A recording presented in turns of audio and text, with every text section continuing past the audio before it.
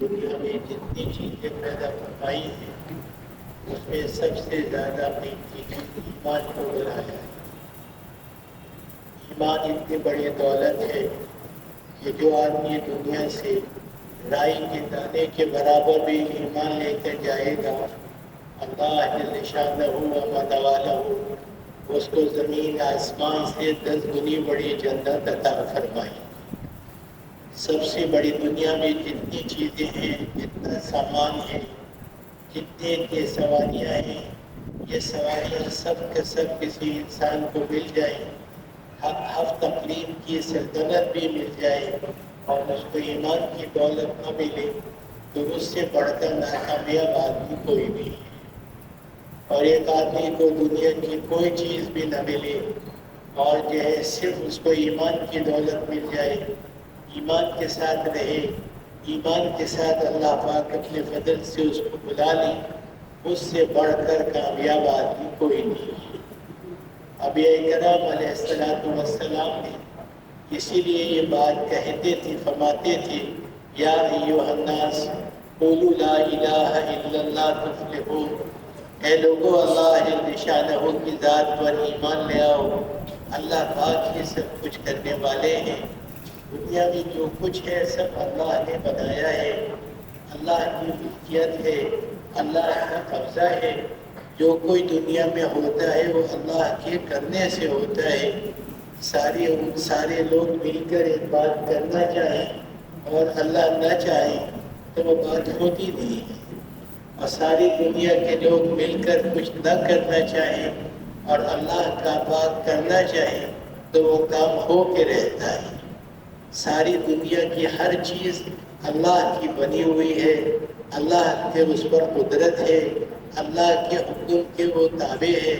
کوئی چیز درخت سے جو پتا بھی گرتا ہے وہ بھی اللہ کی اجازت کے بغیر نہیں گرتا، اللہ کے علم میں ہوتا ہے کہ وہ پتا گرے گا۔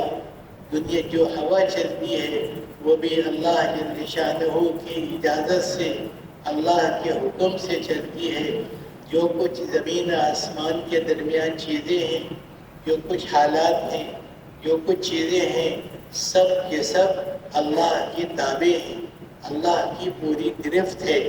ایک ہوا چلتی ہے، چند لوگ بیٹھے ہوتے ہیں، کسی کو ہوا لگ کر اس کو مزہ آ جاتا ہے اور کسی کا آدھا جسم بیچارے کا بیکار ہو جاتا ہے، زبان بول نہیں پاتی، ٹانگ کھڑی نہیں ہو پاتی، آدھا دماغ اس کا جو ہے وہ معذور ہو جاتا ہے دماغ سے۔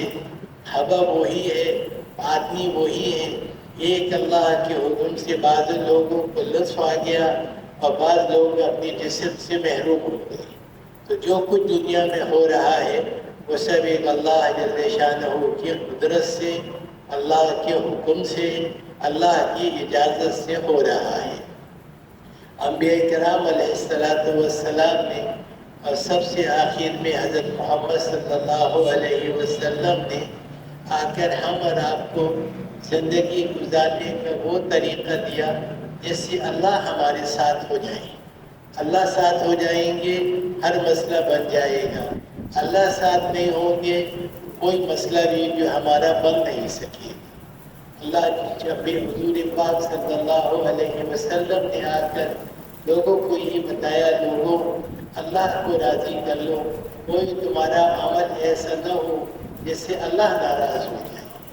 صحابہ کرام رضی اللہ عنہم جب اللہ کا کوئی حکم سنتے تھے تو اس حکم پر فوراً ہی عمل شروع کر دیا کرتے تھے۔ ایک صحابیہ جا رہی تھی، راستے میں چلتے چلتے بچے نے کہا کہ اماں جان اب تو اللہ کا پردے کا حکم آ گیا۔ وہیں کھڑی ہو گئی، کہا اب میں آگے نہیں جاؤں گی، میرے گھر سے چادر لے آؤ، وہ چادر لوں گی پھر اس کے بعد لے جاؤں گی۔ شراب کی پابندی کا حکم آیا تو جس کے منہ میں شراب تھی اس نے حلق سے نیچے نہیں اتاری، جن کے گڑھوں میں شراب تھی وہ ساری شراب انہوں نے بہا دی۔ یہ بھی نہیں کہا کہ چلو ہم غیر مسلموں کو بھیج دیں، اللہ کا حکم ہے، جس چیز کو اللہ نے ناجائز کر دیا اس کی تجارت بھی ناجائز ہے، اس کو استعمال کرنا بھی ناجائز ہے۔ جو اللہ کا حکم آتا تھا صحابہ کرام رضی اللہ عنہم فوراً اس پر عمل کرتے تھے۔ اس کی وجہ یہ تھی کہ اللہ نے ان کو ایمان کی دولت دی ہوئی تھی، ایمان ان کا قوی تھا۔ 13 سال تک اعمال تو بعد میں آئے، سارے لوگوں نے اس بات کی محنت کی کہ ان کا ایمان مضبوط ہو جائے، اور جب آدمی کا ایمان مضبوط ہو جاتا ہے تو اللہ جل شانہ اس کو اپنا محبوب بنا لیتے ہیں۔ اللہ پاک اس کو اس بات کی توفیق دے دیتے ہیں کہ وہ اللہ کے ہر حکم پر جان دینے والا بن جائے۔ اور اللہ ہمیں اپنا محبوب کیسے بنا لے، اس کے لیے اللہ نے بہت آسان راستہ دیا ہے کہ جس میں قرآن پاک کی آیت ہے جس کا مفہوم ہے کہ اے محمد صلی اللہ علیہ وسلم آپ ان سے کہیے کہ اگر تم اللہ سے محبت کرنا چاہتے ہو تو تم میری اتباع کر لو، بجائے اس کے کہ تم اللہ سے محبت کرو اللہ تم کو اپنا محبوب بنا لے۔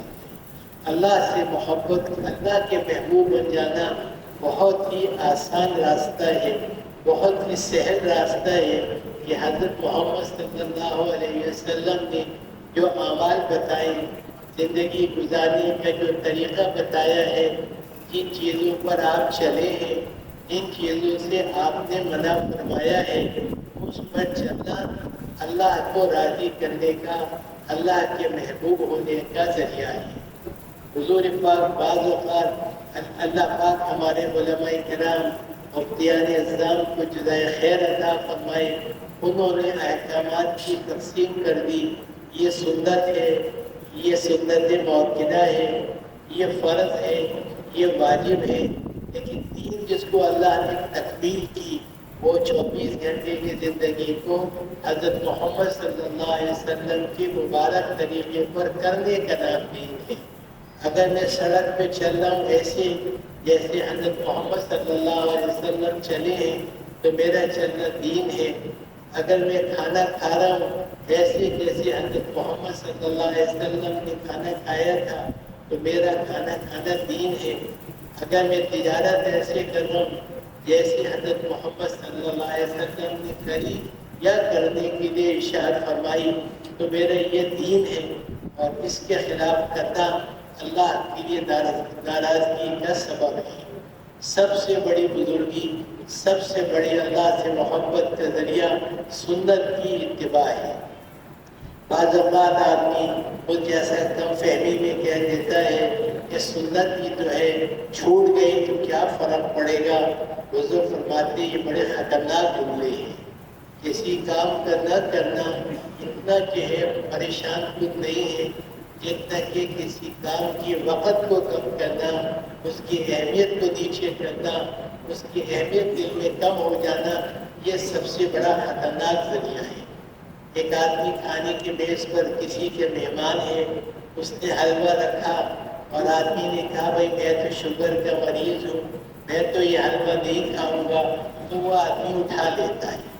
ایسے ہی جب آدمی بزرگ فرماتے ہیں جب آدمی کم فہمی سے یوں کہتا ہے کہ سنت ہی جو ہے چھوٹ گیا تو کیا فرق پڑا، تو پھر سنت موقدہ اپنے زد پڑ جاتی ہے۔ اور پھر آدمی اگر سنت موقدہ پھر نہ سنبھلے، جیسے کوئی آدمی پہاڑ سے پیر پھسلنا شروع ہوا، اگر اس نے کسی چیز کو نہیں پکڑا تو پھر پھسلتے پھسلتے نیچے آتا ہے، گر جاتا ہے، چوٹ لگ جاتی ہے، زخم اس کے آ جاتا ہے۔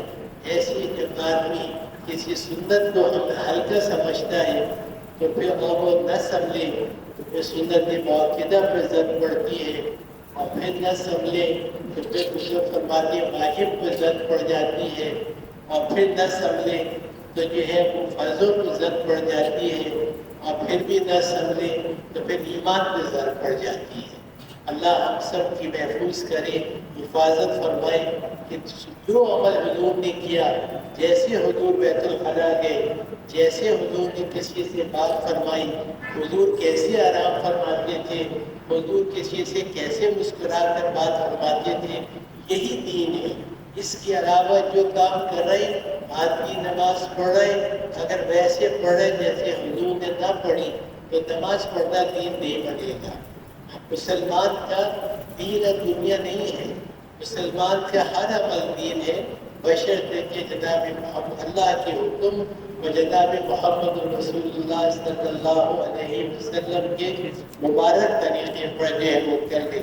کھانا کھانا ہوگا حضور کے طریقے پر، تو کھانا کھانے پہ جو ہے اللہ اس کا پیٹ بھی بھریں گے، اوبر بھی عطا فرمائیں گے، اور جنت کے کھانے اس کی قسمت میں لکھے جائیں گے۔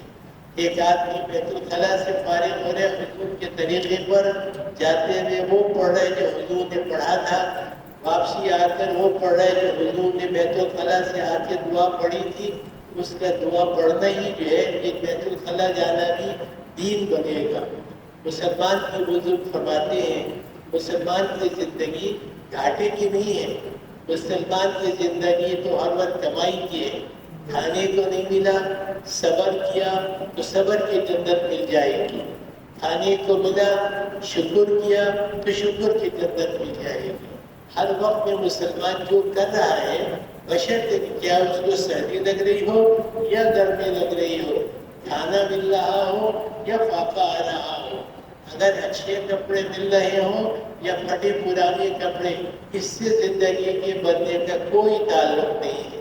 ایک طالب علم اگر دیانتداری سے امتحان لیا جائے تو امتحان لینے والا یہ نہیں دیکھتا کہ یہ صدر صاحب کا بیٹا ہے یا موچی کا بیٹا ہے، یہ اچھے کپڑے پہن کر آیا ہے یا پھٹے ہوئے کپڑے پہن کر آیا ہے، یہ جوتی پہن کر آیا ہے یا ننگے پیر آیا ہے، یہ سواری میں آیا ہے یا پیدل آیا ہے۔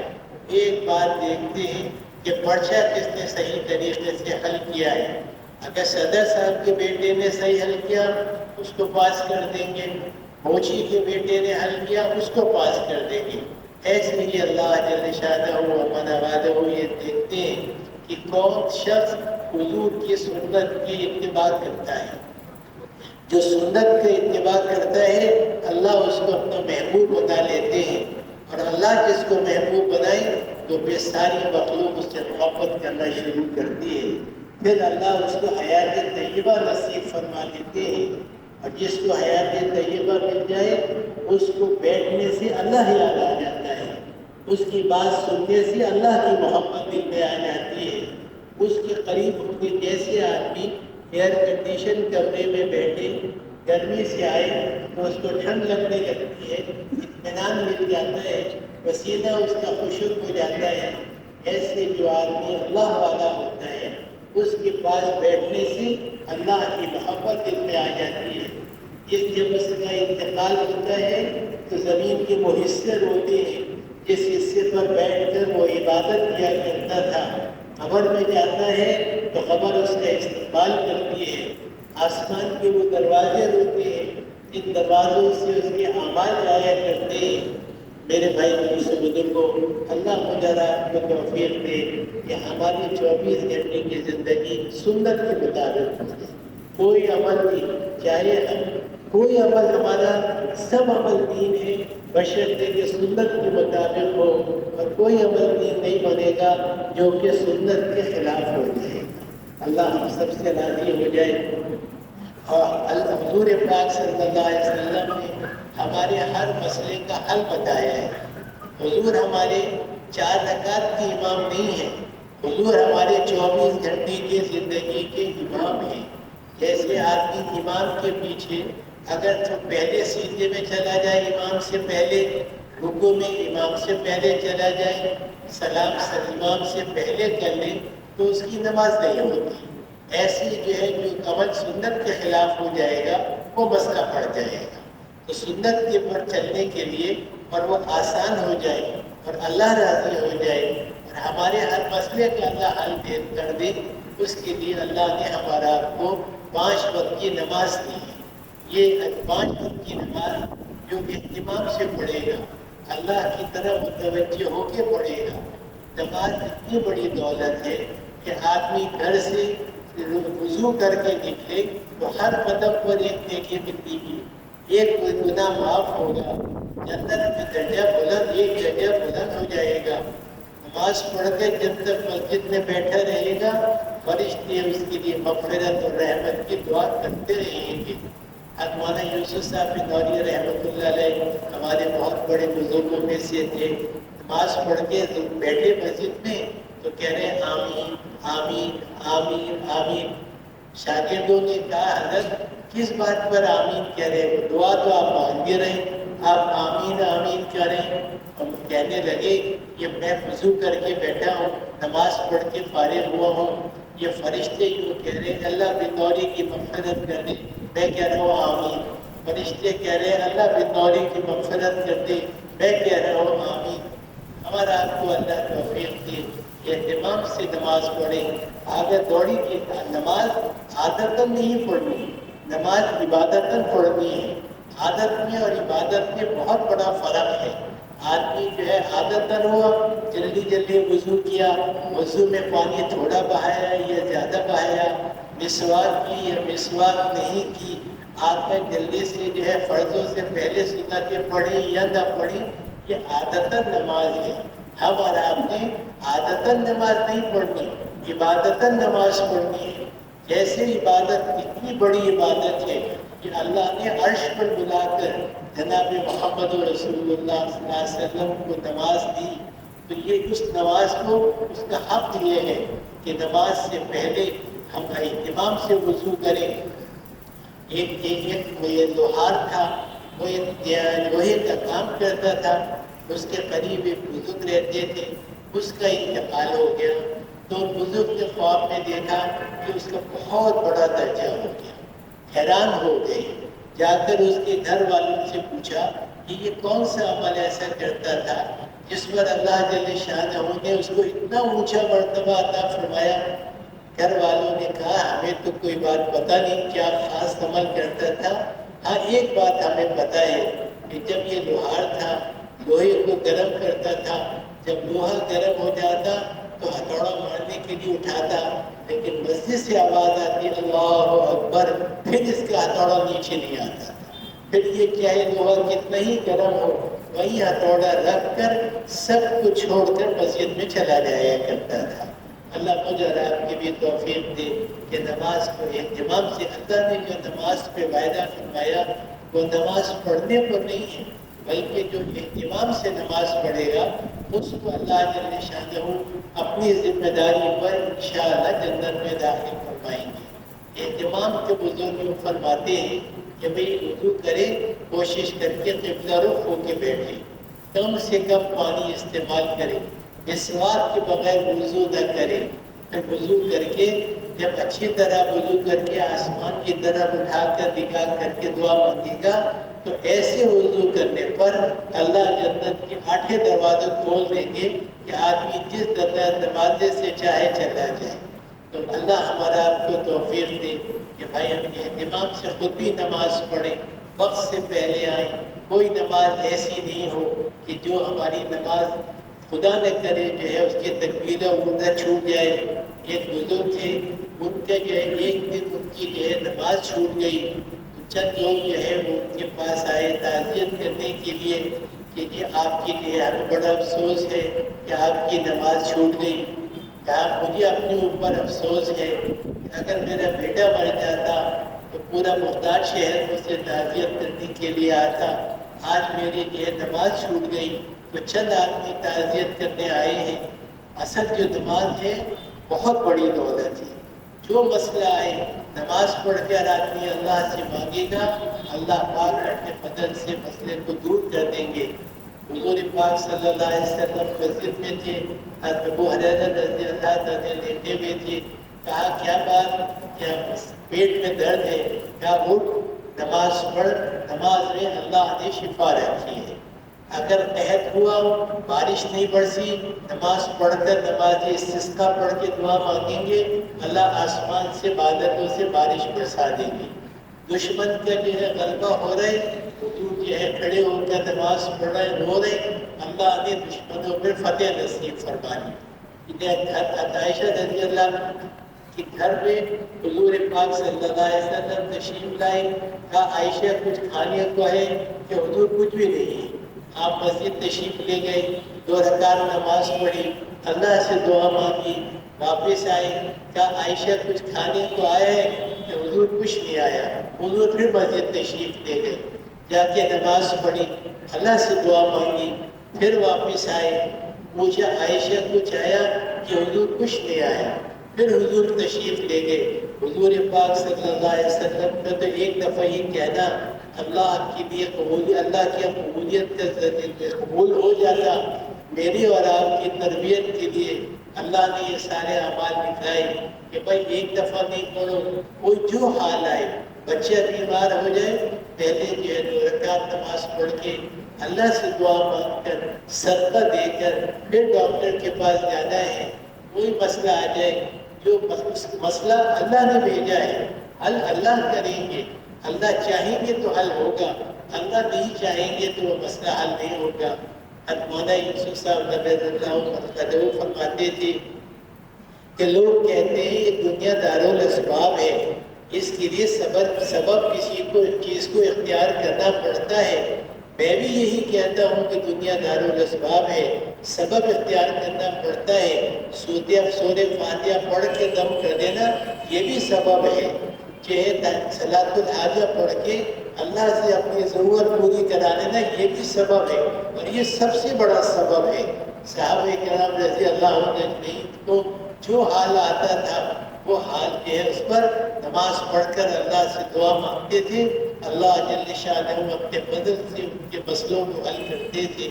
شرط یہ ہے کہ نماز ہو, ایسی نماز ہو جس نماز پر دنیا میں جب آدمی اللہ اکبر کہہ کے کھڑا ہو جائے, جب آدمی اللہ اکبر کہہ کے کھڑا ہوتا ہے تو بندے اور اللہ کے درمیان کے سارے پردے ہٹا دیے جاتے ہیں. بندہ ادھر ادھر متوجہ ہو, اللہ کہتے ہیں میرے بندے میں تو تیری طرف متوجہ ہوں, تو کدھر چلا گیا. پھر آدمی متوجہ نہیں ہو اللہ کی طرف تو اللہ پھر کہتے ہیں میرے بندے میری طرف دیکھ, مجھ سے بات کر, میں تیری طرف متوجہ ہوں. پھر آدمی نہیں, تیسری دفعہ بھی نہیں ہوتا تو پھر پردے دوبارہ ڈال دیے جاتے ہیں. بزرگ فرماتے ہیں کہ ہم آپ اس بات کی کوشش کر لیں کہ ہر رکوع میں, بڑی بات تو یہ ہے کہ میں اللہ کو دیکھ رہا ہوں. آدمی رکوع میں قیام میں کھڑا ہو تو کم از کم 3 دفعہ یہ سوچ لے میرے اللہ سامنے ہے. ساری زندگیوں کی بنانے اور بگاڑنے والے میرے اللہ ہیں. میں اپنے اللہ کے سامنے, جس کے ہاتھ میں ساری قدرت ہے, جس کے ہاتھ میں سارے مسئلوں کا حل ہے, میں اس کے سامنے کھڑا ہوں. رکوع کے اندر بھی, جلسے میں بھی, سجدے کے اندر بھی آہستہ آہستہ مشق آدمی کرتا چلا جائے گا. اللہ پاک اپنے فضل سے اپنا دھیان نصیب فرما دیں گے. پھر نماز ایسی ہو جائے گی کہ آدمی دنیا سے بے فکر ہو کر اللہ کی طرف متوجہ ہو کر اللہ کو سامنے رکھ کر ایسی نماز پڑھنے کی اللہ مجھے آپ کو توفیق نصیب فرما دے جیسے صحابہ کرام رضی اللہ عنہ مجمعین پڑھتے تھے. گھر کے اندر یہ شور مچ گیا, انہیں کچھ پتہ نہیں چلا کیا ہو رہے, بازار میں کچھ اور ہو گیا پتہ نہیں چلا. ان کو تو یہ تھا میں اپنے اللہ کے سامنے ہوں. وہ اللہ جو میرا محبوب ہے, وہ اللہ جو میری ضرورتوں کو پوری کرتا ہے, وہ اللہ جن نے اس کو صحت اور ساری چیزیں دی ہیں, میں اس کو چھوڑ کر کہاں جاؤں, کہاں سے مجھے کچھ ملے گا سوائے اپنے اللہ کی. اور میرے بھائی بزرگوں, جناب محمد رسول اللہ صلی اللہ علیہ وسلم کی مبارک طریقے ہماری زندگیوں میں آ گئے. اس کے لیے بزرگ فرماتے ہیں کہ جو بھی مسئلہ ہو اس مسئلے کو علماء کرام کی خدمت میں سارا دین سیکھنا تو ہر آدمی کے لیے ضروری نہیں ہے, لیکن اتنا دین سیکھ لینا جس سے 24 گھنٹے کی زندگی آدمی کی اللہ کی محبت والی, حضور کی سنت کی اتباع والی بن جائے, یہ ہر آدمی کے لیے ضروری ہے. اور مستورات کے لیے ہے کہ اپنے مردوں کے ذریعے اپنے مسائل معلوم کریں, اور اس کے ساتھ حضور والے اعمال کرنے پر اللہ پاک کیا انعام دیتے ہیں. اس کے فضائل کی حلقوں میں بیٹھ کر اہتمام کے ساتھ اللہ کی طرف متوجہ ہو کر سوال یہ نہیں ہے کہ میں نے یہ بات کتنی دفعہ سنی ہے کتنی دفعہ نہیں سنی. اصل یہ ہے کہ وہ بات میری زندگی میں آئی ہے یا زندگی میں نہیں آئی. اس کے لیے بزرگ فرماتے ہیں کہ ہم میں سے ہر شخص اس بات کا ارادہ کر لے اور اہتمام کر لے کہ روزانہ 2 تعلیمیں ہوں گی. ایک تعلیم اپنے گھر میں جس میں جو ہے شریعت کی پابندی کے ساتھ گھر والوں کو بٹھا کر اس میں جو ہے چاہے ایک بچہ آج ہی پیدا ہوا ہو جو فرماتے ہیں اس کو بھی جو ہے اگر اس کو بھی بٹھایا جائے، مستورات بھی بیٹھے، مرد بھی بیٹھے، کبھی کوئی بیوی پڑھ لے، کبھی کوئی بچہ پڑھ لے، سب کو دین کا داعی بنانا ہے، سب کو حضور کے کام کرنے والا بنانا ہے. اور اصل مسجد کے اندر بھی تعلیم میں اہتمام سے شریک ہوں. اور یہ تعلیم میرے لیے ضروری ہے. ساری مسجد والوں نے تعلیم کی اور میں نے تعلیم نہیں کی تو میری تعلیم نہیں ہوئی. آدمی گھر جائے، گھر والوں سے کہے کہ کھانا کھلا دو، وہ کہ ہم تو کھا چکے، یا آج ہمیں کھانا نہیں کھانا، تو آدمی کہے گا بھائی آپ نہ کھاؤ، مجھے تو بھوک لگ رہی، کم از کم مجھے تو کھلا دو. تو تعلیم میں بیٹھنا میری ضرورت ہے.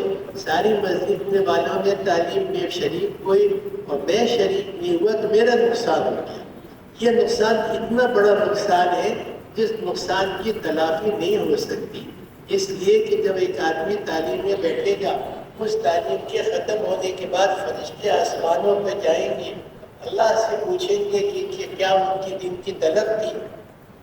بزرگ فرماتے ہیں جو تعلیم میں بیٹھے اور جو ان کی طلب اس وقت، یہ طلب سب کی طلب یہ ہو، اللہ مجھے بھی توفیق دے کہ اللہ تو میری سوال میری مغفرت کا نہیں ہے، مغفرت اللہ سارے انسانوں کی مغفرت ہے، سارے مسلمانوں کی مغفرت ہے، سارے انسانوں کی ہدایت کا مسئلہ ہے. ہر آدمی کو جو تعلیم میں بیٹھے اس کے دل میں تڑپ یہ ہو کہ اللہ تو سارے انسانوں کی ہدایت دے دی. آج ساری امت کو اپنے ذات عالی کی طرف رجوع کر دے. آج دنیا کے جو حالات بگڑے ہوئے ہیں وہ دنیا کی چیزوں کے کم سے بگڑے نہیں ہیں، بلکہ اعمال سے زندگی، اعمال کے غلط اعمال سے زندگی بگڑی ہوئی ہے.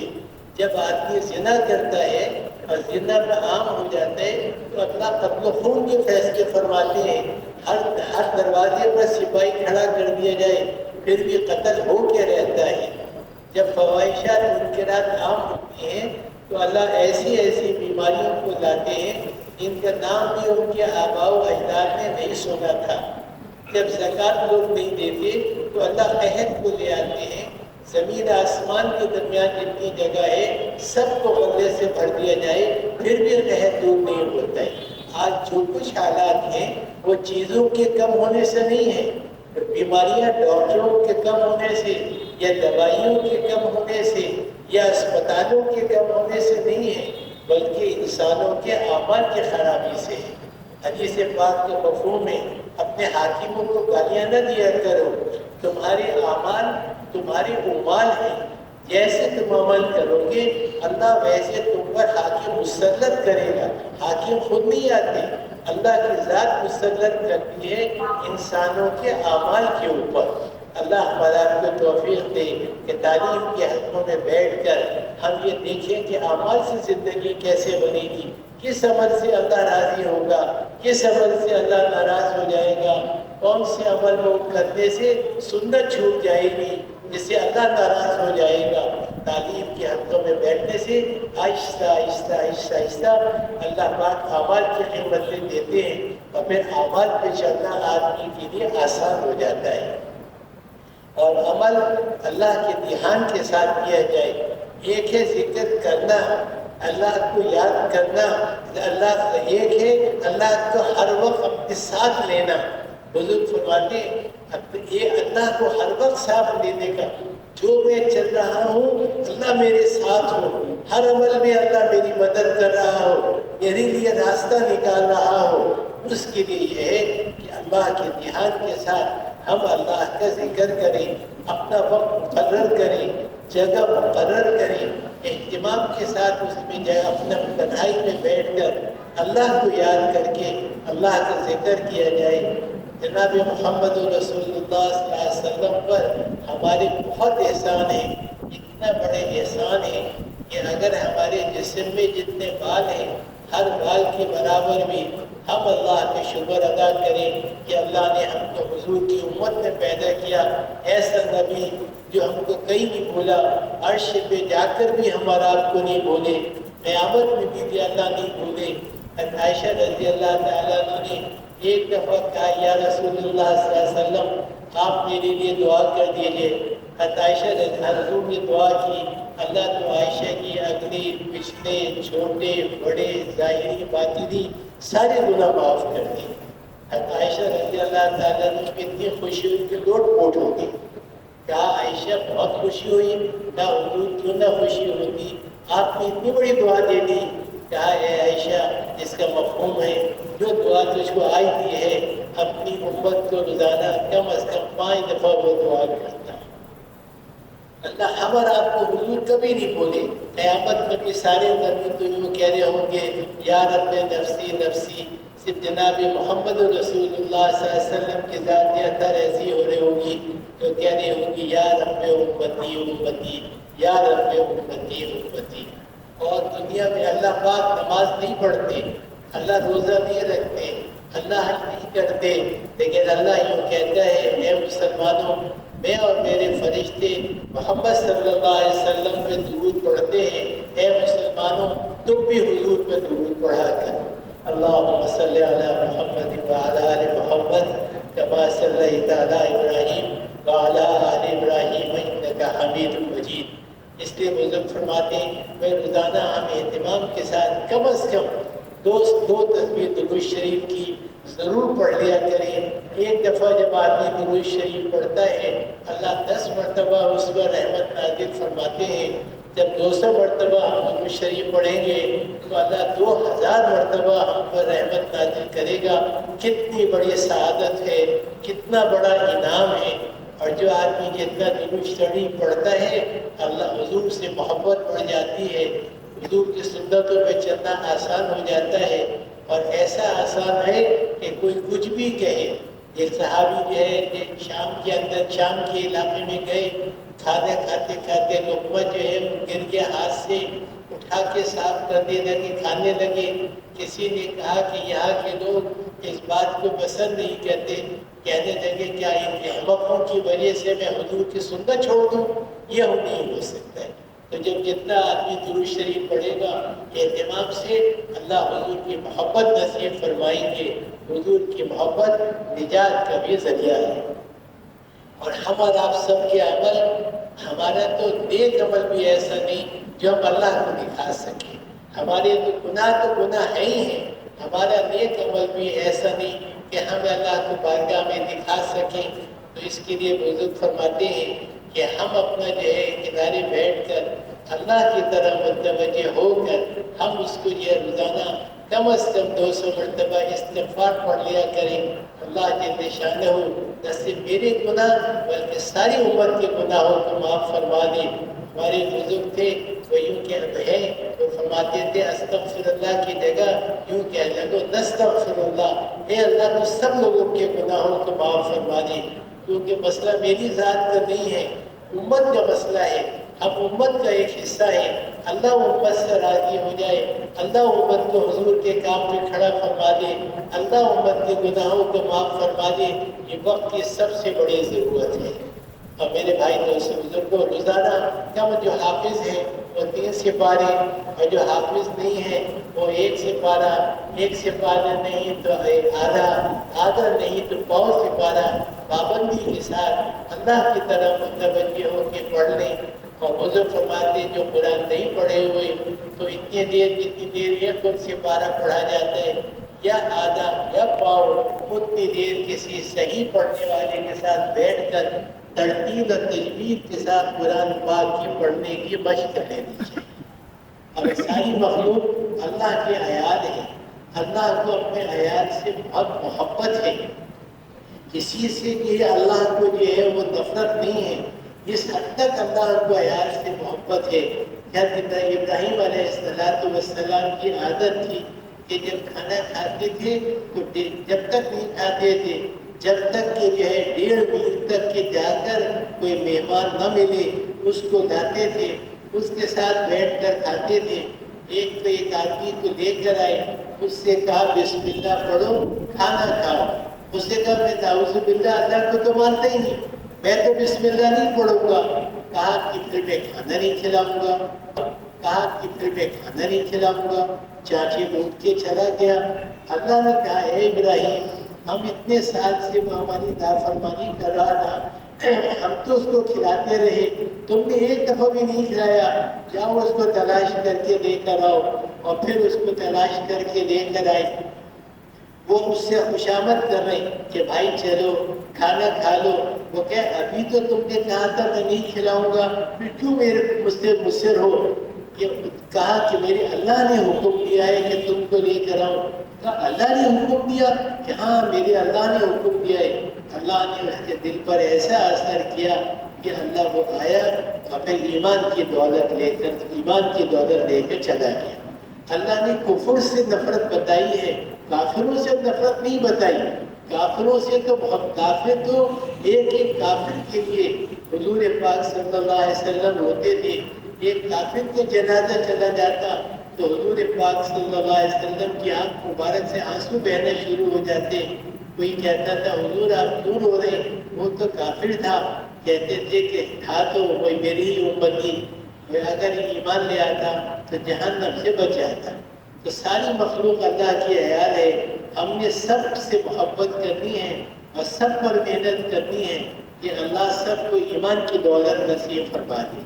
حضرت بلال حبشی رضی اللہ تعالیٰ فرماتے تھے کہ میں فجر کی نماز پڑھ کر مسجد نبی علیہ السلام کی چھت پہ کھڑا ہو کر جو ہے ایک مکہ مکرمہ کی طرف منہ کر کے ایک ہی کافر کا نام لے کے دعا کرتا تھا, اے اللہ تو اس کو ہدایت دے دے, اللہ تو اس کو ہدایت دے دے, اللہ تو اس کو ہدایت دے دے.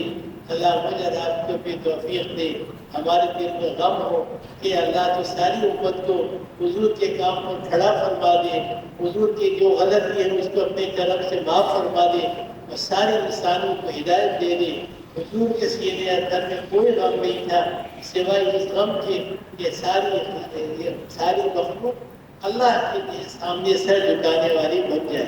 اللہ مجھے اور آپ کو بھی وہ غم نصیب فرما دے. اور میرے بھائی دوستوں بزرگوں, اللہ کے وہ عمل قبول ہوتا ہے جو حضور کے طریقوں پر اللہ کو راضی کرنے کے لیے کیا جاتا ہے. جو عمل اللہ کی رضا کے لیے سنت کی اتباع کے مطابق کیا جاتا ہے وہ اللہ کے قبول ہے, باقی عمل اللہ کے قبول نہیں ہے.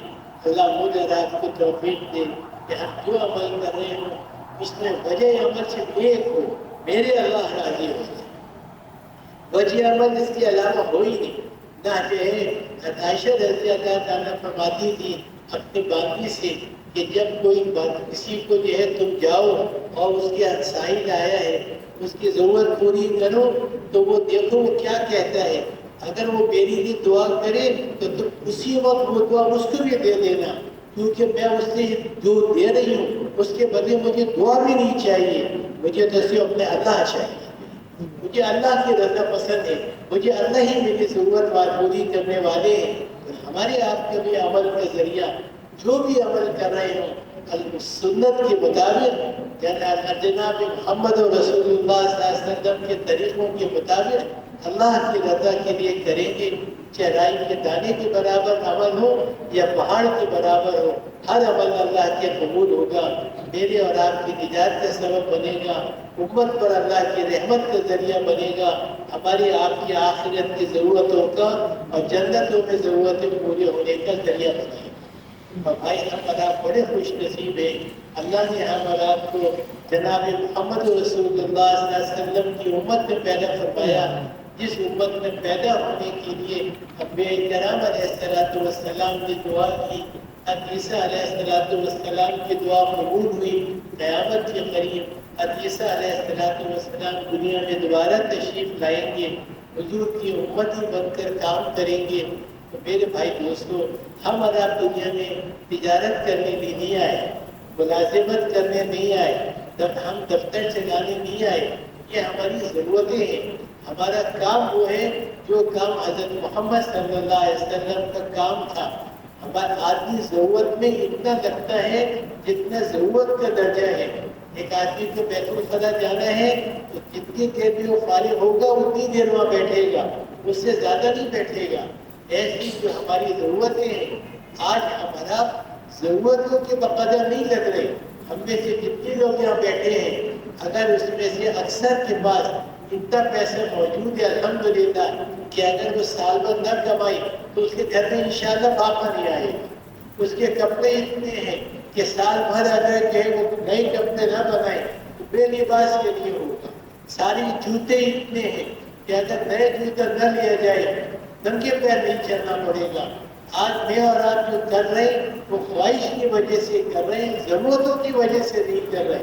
ہمارے آپ کا جو اصل مسئلہ ہے, اصل جو کام ہے وہ کام جناب محمد رسول اللہ صلی اللہ علیہ وسلم کے دین ہر کچے پکے مکان میں چلا جائے, ہر مسلمان حضور کا کام کرنے والا بن جائے, امت کو اللہ کے ذات عالی کی طرف متوجہ ہو کر استغفار کر کے اللہ کو راضی کر کے اللہ کے حکموں پہ چلنا اور حضور کے کام کو اپنا کام بنانے کے کرنے کی زندگی گزارنے بن جائے. یہ میرا اور آپ کا اصل کام ہے. اللہ نے مجھے اور آپ کو اس لیے پیدا کیا ہے کہ کتاب قرآن میں آتا ہے جس کا مفہوم ہے کہ اے محمد صلی اللہ علیہ وسلم آپ ان سے کہیے میں حکمت اور بصیرت کے ساتھ لوگوں کو اللہ کی طرف بلاتا ہوں, اور جو میرے ماننے والے ہیں ان کا بھی یہی کام ہے. تو میرا اور آپ کا کام ہر مسلمان مرد عورت جوان بوڑھا چہرے اور صحت مند بیمار غریب اور امیر سب کا کام ایک ہے, اللہ کے بندوں کو اللہ کی طرف بلانا, خود دین پہ چلنا, سارا دین دنیا میں زندہ ہو جائے. اس کے لیے اپنی جان بھی لگانی ہے, اپنا مال بھی لگانا ہے, اپنے جذبات بھی لگانے ہیں, اپنی صلاحیتیں بھی لگانی ہیں. اب حضرت فرماتے ہیں مسئلہ جان و مال کا نہیں ہے. جان و مال لگ گئی, 4 مہینے لگائے, پھر واپس آ کر تاجر تھے, پھر تجارت میں ویسی لگ گئی جیسے نماز سے پہلے لگے تھے. بے شک جو وقت لگایا اس کا ثواب ملے گا, اس پر اجر ملے گا, اس سے کوئی انکار نہیں ہے. لیکن جو زندگی جس مقصد ہے 4 مہینے لگانے کا, یہ آدمی زندگی کا رخ بدل دے.